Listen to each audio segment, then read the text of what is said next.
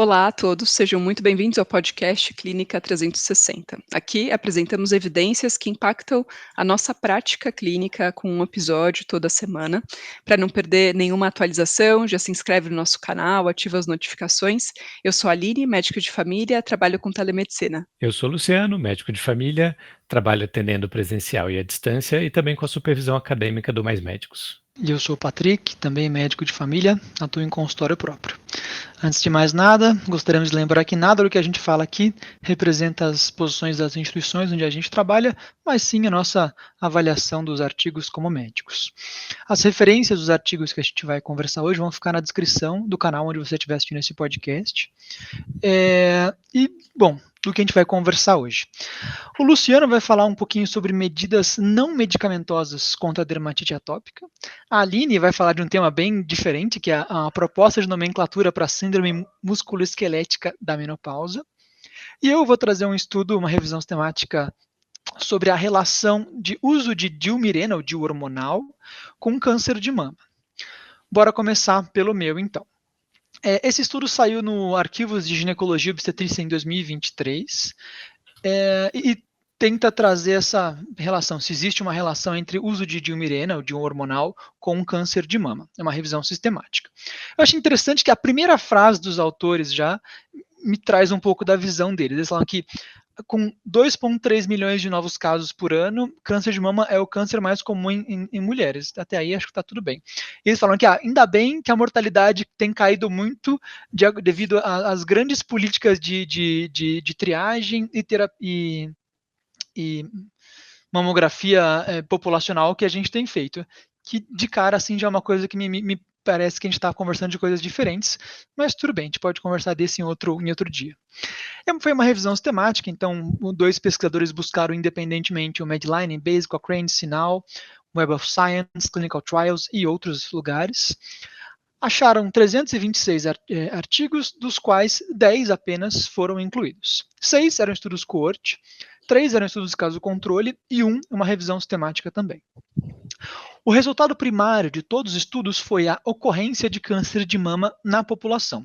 2 estudos ainda olharam outros cânceres, como endometrial ou ovariano. Os tamanhos das amostras variaram de 17 mil mulheres até 1 milhão e 700 mil mulheres, que me parece uma coisa assim, as amostras parecem bem decentes. Os estudos, então, tentaram avaliar mulheres tanto pré e pós-menopausadas, com as participantes mais novas tendo 15 anos e a mais velha tendo 76 na hora que entrou no estudo. Dos estudos que avaliaram pré e perimenopausa, 6 estudos acharam uma correlação positiva entre o uso de DIL hormonal e câncer de mama. Só um estudo avaliou que existe um risco aumentado para câncer de mama invasivo, com mulheres entre 40 e 45 anos. 3 estudos dos 9 que avaliaram pré e perimenopausa, não acharam nenhuma correlação entre dilmirena e câncer de mama. Mas qual que é o risco, né? Então, assim, qual que é o risco relativo do que a gente está falando? O aumento de incidência em mulheres pré-menopausa parece ser de 1,2, ou seja, um aumento de 20% de risco relativo a gente está conversando aqui. Se eu estiver falando alguma besteira estatística, vocês me corrijam também, por favor, Aline e Luciana. Mas o que eu entendo é isso, né? Se a cada 1.000 mulheres, uma fosse ter um câncer de mama, a cada 1.000 mulheres que usaram um DIL hormonal, 1,2 vão ter. Que quando fala-se 20%, parece um número muito alto, assim, mas quando você entende de risco relativo, me parece uma coisa assim, bem mais manejável. Isso depois de um período de segmento de 10 anos. Parece que se a mulher usou um segundo DIL hormonal, o risco aumentava para 1,4, tá? A chance de incidência. Então, aumentava 40% de risco relativo. Só um estudo de coorte israelita achou que esses resultados que podiam aumentar um risco de câncer invasivo. Isso nas mulheres pré-menopausas, tá certo? Pré e perimenopausa. E a maioria deles, então, achou um risco aumentado, mas o que os autores já falam boa parte deles parece que não conseguiu avaliar outros fatores de confusão, assim. Na hora que as populações de estudo eram tão grandes, parece que se perdeu muita coisa em volta disso. E desses estudos, pensando em pós-menopausa, 4 estudos avaliaram mulheres pós-menopausadas, e desses 3 acharam uma relação entre câncer de mama e uso de hormonal. Mas também, o odds ratio que eles calcularam aqui, nesse daqui, foi de 1,5 para uso de DIU em mulheres pós-menopausadas, como controle de sintomas. A discussão que os autores fazem aqui é que parece que existe sim um aumento de risco, com quanto maior o uso de DIU hormonal, maior o risco aumenta, mas que existem muitos fatores de confusão que não conseguiram ser avaliados ainda.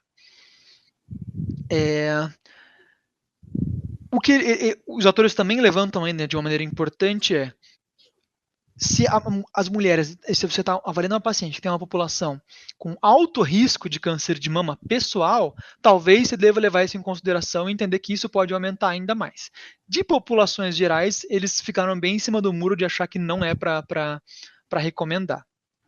E eles falam ainda que essa revisão não está ainda avaliando a redução de risco para outros cânceres hormonais e benefícios terapêuticos ou qualquer outra coisa que um DIU hormonal possa trazer. Assim, eu, de maneira geral, achei o estudo interessante. Eu confesso que eu não tinha uma noção assim que aumentava um risco de câncer de mama, mas olhando os dados que eu vi aqui, me parece isso, aumenta um risco, mas assim, de uma maneira ainda assim uma coisa baixa, né? Não é, ele é um risco relativo de 20%, mas com a população geral não é uma coisa estratosférica.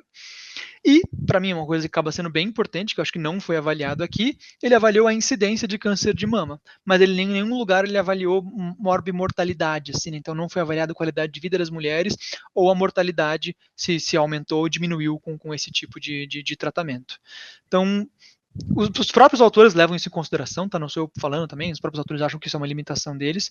Então eu achei um estudo interessante, assim, como para me trazer informações novas na hora de discutir anticoncepção com mulheres. Eu achei interessante, Patrick, esse ponto, porque eu lembro de um estudo grande anterior, se eu não me engano, era ali 2016, um estudo que avaliou o uso de contraceptivos, né, e o risco de câncer de mama, e avaliou de novo, né, que mostrava uma relação, né, positiva entre o uso de anticoncepcionais e câncer de mama, e só que eu lembro que na conclusão, na discussão, eles colocavam isso, o levonorgestrel, né, como do Mirena, como implante e tal, ainda não foi avaliado, ainda não tinha dado suficiente. Bom, então parece que agora apareceram aí esses dados, né, e talvez ele esteja muito mais associado ao risco dos outros anticoncepcionais, né. Talvez, né, assim, até ele avalia isso, né, de que não conseguirão ser avaliados os fatores de confusão. Por exemplo, isso, né, uma mulher que já teve usado os outros anticoncepcionais antes. Em algum momento ele até fala, assim, que provavelmente a população que usa um DIU hormonal, provavelmente é a população mais socialmente classe média alta, que talvez tivesse acesso a outros anticoncepcionais também. Ele levanta essa bola, assim, ele não traz nenhuma conclusão, mas é uma coisa que ele está falando aqui, realmente tem um monte de fator de confusão que a gente não consegue eliminar agora, mas uma coisa para se levar em consideração. E a análise crítica, né, do risco que aumenta é mais uma coisa que a gente pode botar na mesa na hora de tomar uma decisão, de olha, vai aumentar o risco em 20%, o que no final das contas não vai dobrar o risco, né, não vai fazer você 2 vezes mais com chance de ter um câncer, então factível. Né? Eu acho que o modo como as pessoas elas propagandeiam estatística é muito difícil, né? Assim, parece que se alguém falar para alguém, né, pô, aumenta em 20% o risco de câncer de mama, parece que a pessoa vai ter 20% de risco de ter um câncer de mama se ela usar um DIU, né? E acho que é isso. E os próprios autores estão querendo, sim, estão sendo bem cautelosos para não falar isso. Tá? Então não quero botar ninguém embaixo do ônibus aqui também. Mas eu acho assim que tem que ser falado com muita cautela também, assim, para não parecer uma coisa muito, né, bizarramente que vai aumentar muito a incidência no câncer de mama. Sim. E fora isso, né, o benefício para pessoas que têm um sangramento aumentado, né, para quem tem, né, sintomas de TPM e tal, que melhoram com Mirena, enxaqueca, enfim, o vários outros benefícios aí. Acho que, ninguém acho que a gente não consegue assumir, né, que não tem riscos, né. Acho que é interessante que a gente saiba melhor quais são eles, né, até então talvez estivéssemos às cegas aí em relação à correlação com o câncer de mama, né. Então, acho interessante de trazer isso aqui. E na Justo. prática, o que muda na sua vida? É isso, assim. Talvez se eu achar, conversando com uma pessoa que tem um risco muito aumentado, um risco pessoal muito aumentado de câncer de mama, talvez eu leve isso em consideração na hora de ter a conversa. Mas, honestamente, populações gerais, eu não sei se eu vou mudar muita coisa, não, como vai ser minha prática. Beleza, então agora vamos para o meu artigo, que eu vou trazer aqui uma revisão da Cochrane sobre medidas não farmacológicas para dermatite atópica. Como eu fui parar neste artigo? Eu faço uma vez por mês uma revisão dos artigos mais recentes da Cochrane, e esse foi publicado agora, no mês de agosto, que a gente está fazendo essa gravação, e eu tinha acabado de atender 2 pacientes de dermatite atópica, né? Aquela coisa que às vezes quando acontece 2 vezes direto na sua prática de atendimento. E o objetivo do artigo era justamente avaliar intervenções educacionais e psicológicas de uma certa estrutura em pessoas com dermatite atópica. Essa revisão envolveu ensaios clínicos em 37 estudos diferentes, e os desfechos que eles avaliaram é um índice, que é o índice EASI, que é EASI, que é um índice que avalia justamente a gravidade dos sintomas reportados de forma geral, e ferramentas que analisavam também a qualidade de vida. Então, eram basicamente esses 3 grandes desfechos que foram avaliados nos ensaios clínicos. E as intervenções foram 2, principalmente. Ele juntou em 2 grupos, uma que era a intervenção educacional, e essa intervenção educacional ela podia ser tanto individual quanto em grupo, tanto médicos realizando ou pessoas não profissionais, né, leigos realizando. E a outra avaliação era a intervenção de questões psicológicas, né, uma intervenção psicológica estruturada, com o objetivo de romper o ciclo de coçar com técnicas de terapia cognitivo-comportamental ou relaxamentos, como mindful ou outra estratégia de relaxamento. Já adianto que ele não encontrou artigos sobre a intervenção psicológica, então basicamente o que ele avaliou no final das contas foi a intervenção educacional, se faz sentido ou não. E intervenções educacionais, já existem alguma evidência de que elas podem diminuir a duração da dermatite e educação em grupo provavelmente reduz sintomas a longo prazo. Então, essa é uma revisão que já tinha sido publicada pela Cochrane e foi atualizada com novos artigos. E a conclusão é mantendo essa mesma opinião, de que a duração da dermatite pode diminuir com intervenções educacionais, que educação em grupo provavelmente reduz sintomas a longo prazo e talvez até melhore qualidade de vida a curto prazo, e intervenções tecnológicas mostraram algum efeito favorável, mas que no final das contas não trouxeram diferença significativa. Como eu falei, eles não encontraram estudos sobre intervenções psicológicas específicas. Concluindo, Luciano, eu me questiono... Oi? Perdão, segue aí. Ia fazer um questionamento. Não, vai lá, já chego lá. Concluindo, eu me questiono sobre a eficácia de grupos específicos para essas estratégias, né? O grupo educacional, por exemplo, eu já questionei isso em outras discussões anteriores, mas talvez esses momentos coletivos de educação em grupo façam sentido, principalmente se forem pessoas portadoras de problemas ou parentes que estão ali discutindo e trazendo as orientações específicas para as pessoas. Então, aumenta a importância, por exemplo, de associações de portadores de doenças que podem fazer sentido aqui nessa situação. Pode falar, Patrícia. Então você quer dizer que está tudo na cabeça das pessoas com dermatite atópica, é isso? Eita, peraí, vamos lá, não me complique, você quer que eu seja cancelado aqui? Não, eu só queria fazer esse questionamento, sim, porque é uma coisa que é muito comum na prática, né? Assim, você falar que que a cabeça das pessoas vai impactar para mais ou para menos os sintomas. É muito comum as pessoas acharem que, pô, então você está falando que está tudo na minha cabeça. Eu achei legal que esse estudo está falando que, tipo, me parece o contrário, né? Assim, melhorar como a gente consegue lidar com isso, melhorar nossas intervenções, como a gente vai conseguir encarar a coceira e a doença em si me parece uma coisa interessante. Isso era uma brincadeira, perdão. Tranquilo. A parte que ajudaria a responder melhor você era a avaliação de técnicas de terapia cognitivo-comportamental ou qualquer outra, mas não tiveram estudos científicos o suficiente para fazer uma análise mais profunda. Então a gente vai ficar com a intervenção educacional mesmo. Me veio uma reflexão agora, porque essa coisa de Instagram, né, tal, eu sigo, um americano que tem um quadro super grave e tal, e ele conta, de como ele lida, tal. Eu fico pensando, será que tem alguém investigando, né, como essa coisa do influencer, assim, né, colocando, essa reflexão, né, mostrando como ele lida, trazendo algum nível de educação, assim. Será que isso tem ajudado, piorado, né, no controle dos sintomas, as pessoas se verem, né, em outros, na experiência de outras pessoas, né? Como será que isso tem contribuído ou não para a evolução para o controle, né, da dermatite das pessoas? Eu acredito que a gente está numa fase de transição da nossa forma de socialização, né. Uma estratégia, por exemplo, como um grupo de pessoas portadores de uma condição, ela pode ser, de uma certa forma, traduzida aí para um influencer falando uma informação de qualidade. Agora, a questão é que isso ainda não tem uma estrutura que a gente consegue replicar e fazer uma pesquisa sobre isso no momento, né. Por exemplo, não tem um código de regras de como o cara vai explicar e como que vão ser as postagens, qual a frequência. Então, por conta dessa heterogeneidade, acho que ainda vai demorar um pouco para a gente conseguir ter dados mais sólidos.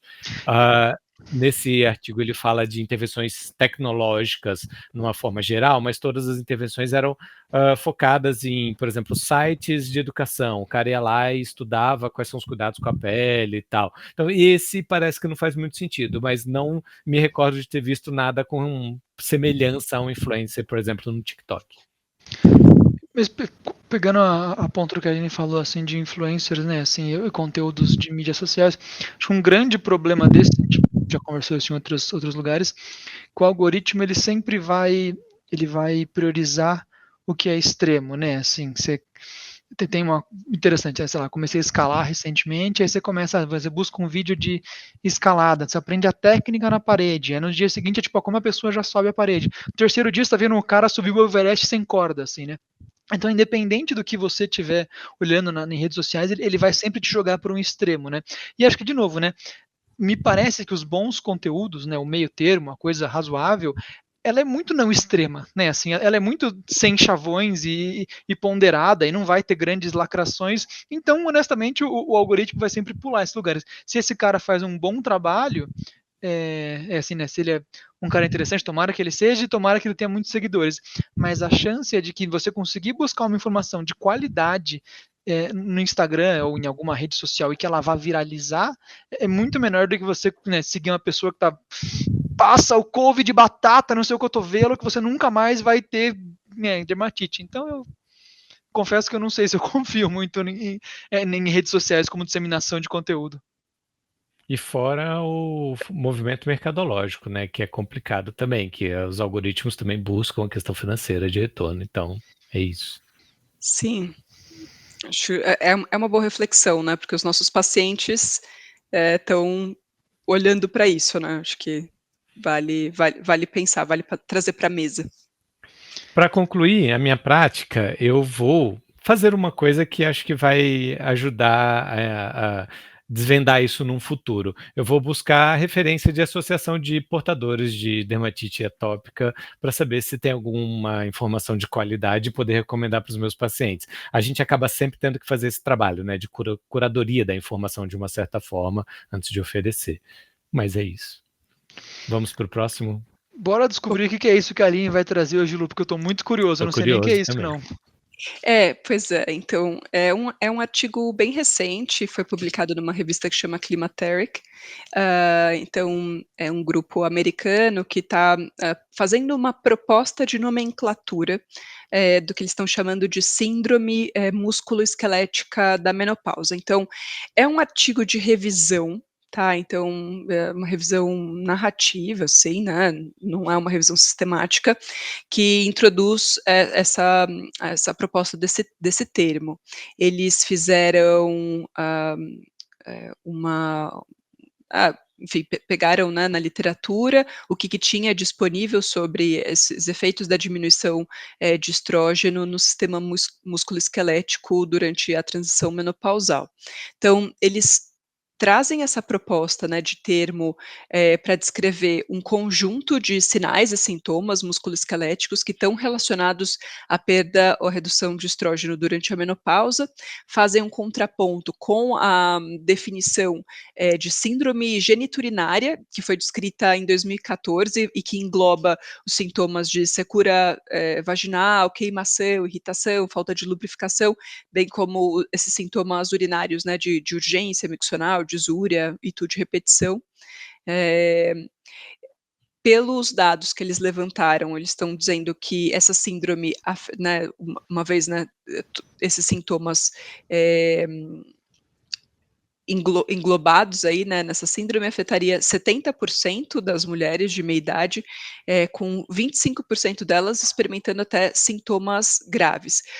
Os componentes que eles colocam aqui na síndrome são as dores musculoesqueléticas e artralgia, a perda de massa muscular, né, uma sarcopenia, diminuição de densidade óssea, levando a osteopenia, osteoporose, o aumento do risco de lesões de tendão e ligamento, a fragilidade da matriz cartilaginosa e progressão de osteoartrite. Os mecanismos que eles estão propondo, né, como definidores dessas alterações são o aumento de inflamação, a diminuição de proliferação de células satélites musculares e a alteração da função mitocondrial no metabolismo muscular. Para todas essas causas, né, para tudo isso eles estão discutindo terapia hormonal da menopausa, suplementação de vitamina D e magnésio, exercício de resistência, mudanças da dieta. Então, é isso, né, eles pegam e levantam, bom, para perda de para sarcopenia, qual é o efeito do estrógeno, pra na sarcopenia? Bom, tem, benefícios de suplementação de vitamina D e magnésio, alguns estudos, até discutem que tem um né, que ainda é questionável na comunidade, né, na literatura e tal, e colocam, bom, mas a terapia hormonal da menopausa pode ser interessante porque aumentando o estrógeno a gente não perde tanta massa muscular. Eu achei o artigo interessante do ponto de vista dessa reflexão, porque como eu encontrei esse artigo, eu vi uma pessoa fazendo de novo, né, tô falando muito de Instagram, esses reacts com essa foto do estudo atrás, e a pessoa falando, né, sobre, nossa, finalmente os meus sintomas são justificados.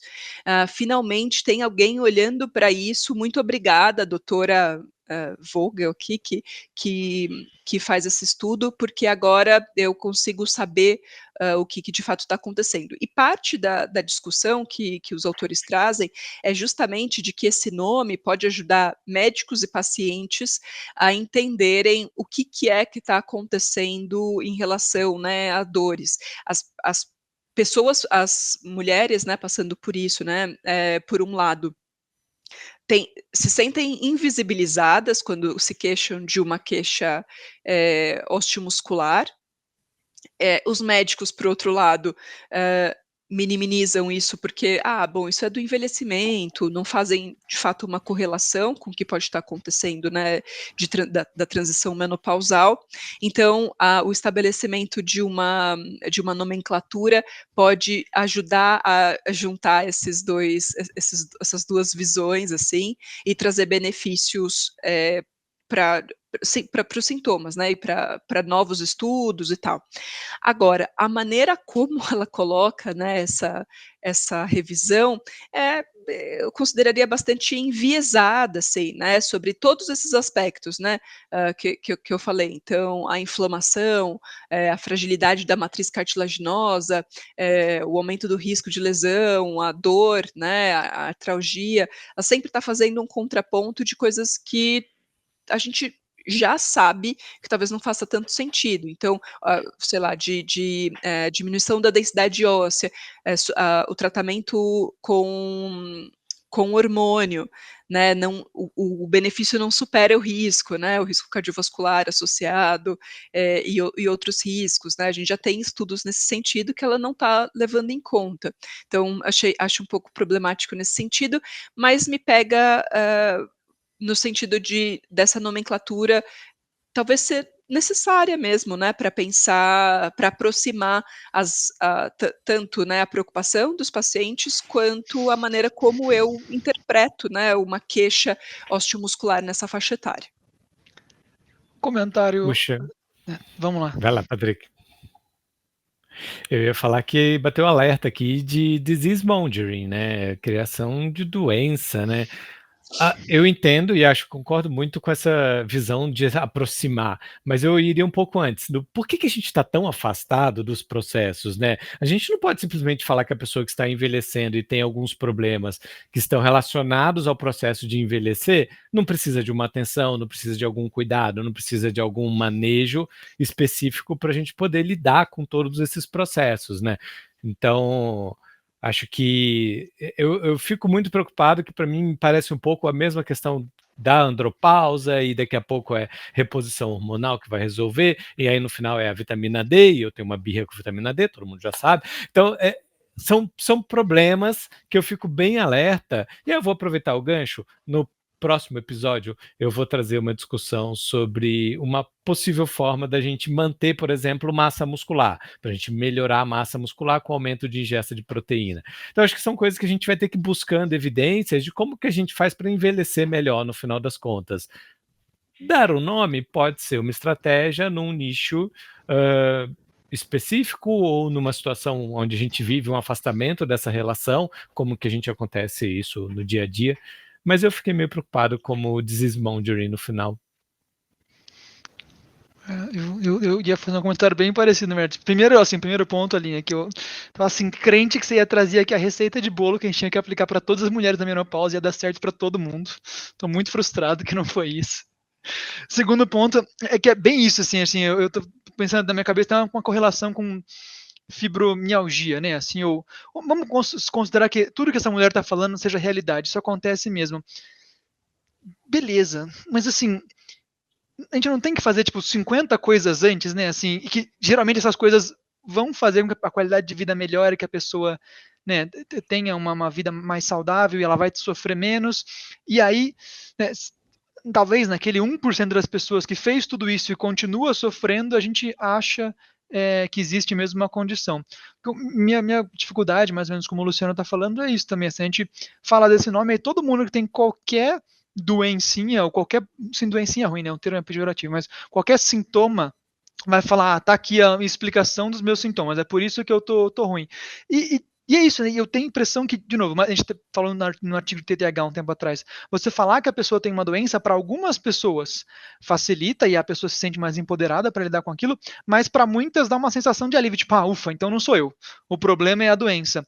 Que, de novo, né, pensando em coisas como envelhecimento saudável ou uma mulher passando por menopausa, pô, vai ter que fazer muita coisa na vida.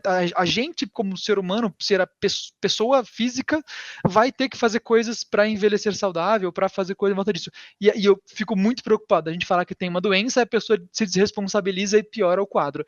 que me parece uma coisa assim, similar ao que acontece hoje em dia com fibromialgia, assim, que algumas pessoas talvez tenham isso como definição, a doença em si, e outras usam isso como um escudo para falar, não, isso aqui é a minha fibromialgia, eu não consigo fazer nada. Eu acho um bom argumento, na verdade, né, me preocupa bastante também disease mongering, eu acho que, enfim, a gente tem que estar vacinado com isso. Por um outro lado, o que eu estudo, né, é gap de pesquisa, questões de gênero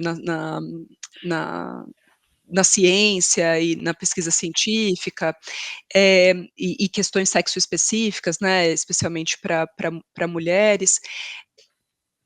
Eu fico pensando, poxa, mas será mesmo que a gente tem um conhecimento bem detalhado sobre esses processos que estão acontecendo nas mulheres na transição menopausal?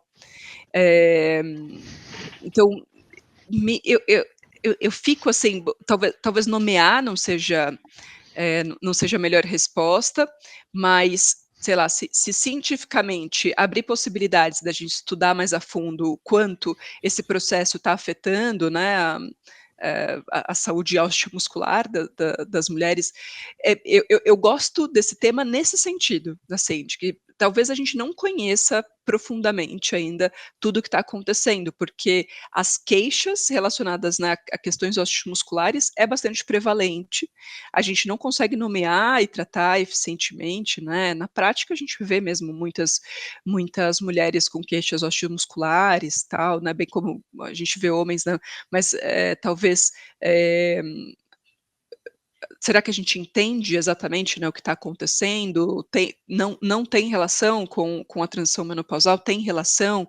E se tem relação, qual seria o melhor jeito de conduzir isso? Então, eu fico pensando um pouco nesse sentido, assim, de que a gente pode ter um gap de pesquisa ainda também. Com certeza, assim, estudar mais, entender mais o que está acontecendo ali é com certeza válido. Mas eu assim, olhando porque eu acho, na minha visão, ter acontecido com a medicina e estudos dos últimos 20 anos, a chance disso virar assim, um termo guarda-chuva para qualquer pessoa com dor nas costas falar que tem a síndrome musculoesquelética da menopausa, SMM, já até fiz o nome aqui já, me parece altíssimo. Não contribui, Patrick, não contribui. Vamos esperar as pesquisas trazerem mais luz aí sobre esse assunto. É isso por hoje, então? É isso, Beleza. pessoal. Um abraço. Falou.